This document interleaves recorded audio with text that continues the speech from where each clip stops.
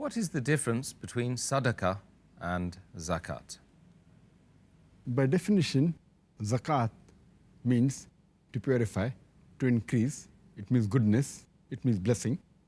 And sadaqah comes from the root word sidq, which means sincerity.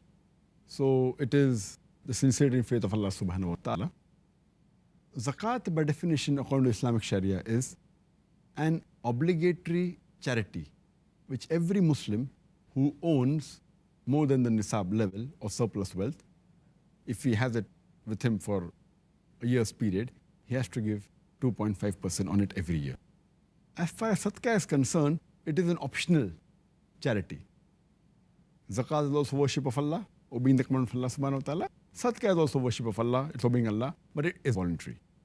The major differences between zakat and sadaqah is that there are certain conditions required.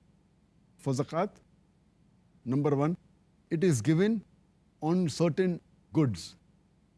For example, gold, silver, ornaments containing gold or silver, merchandise.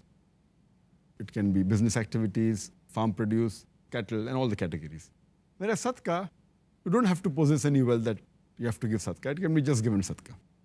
Point number two, in zakat, these properties and surplus wealth should be with you for 1 full year, then you have to give zakat. Sadaqah, there is no necessity of any particular wealth being with you for such and such a period. You can just give it without any time period. Point number three, you should have a nisab level of these wealth. Only when it reaches nisab level. For example, if you have gold weighing 85 grams, then you have to give zakat. Or silver, 595 grams. If it's less than that, no zakat is there. Sadaqah, irrespective of the property you have, less, more, irrespective, you can give voluntary.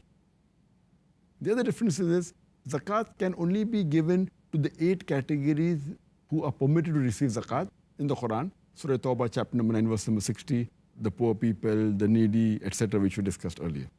Sadaqah, it can be given to anyone. It can be given to the categories of zakat, it can be given to the categories outside zakat. There is no limitation, no binding whatsoever. Point number 5.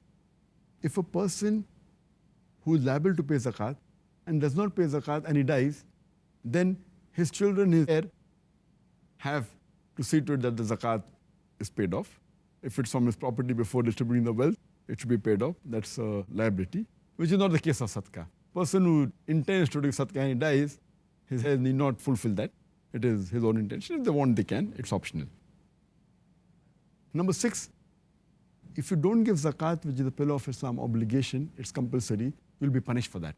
As Allah says in Surah Tawbah, chapter 9, verse number 34-35, you'll be branded with the fire from hell, with that gold on which you haven't paid zakat, which is not the case in sadaqah. Point number 7, zakat cannot be given to the descendants of Muhammad sallallahu alaihi wasallam, which is not the case with sadaqah. You can give it to the Prophet also and to his family.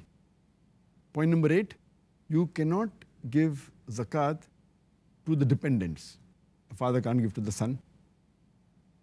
A person can't give to his father. Whereas sadaqah, a father can give to his son, a son can give to the father, irrespective of whether dependent or not.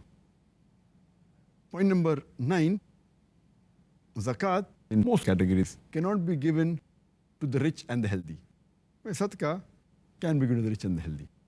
Zakat cannot be given to the non-Muslims, where sadaqah can be given to non-Muslims. So these are the major 13 differences between zakat and sadaqah.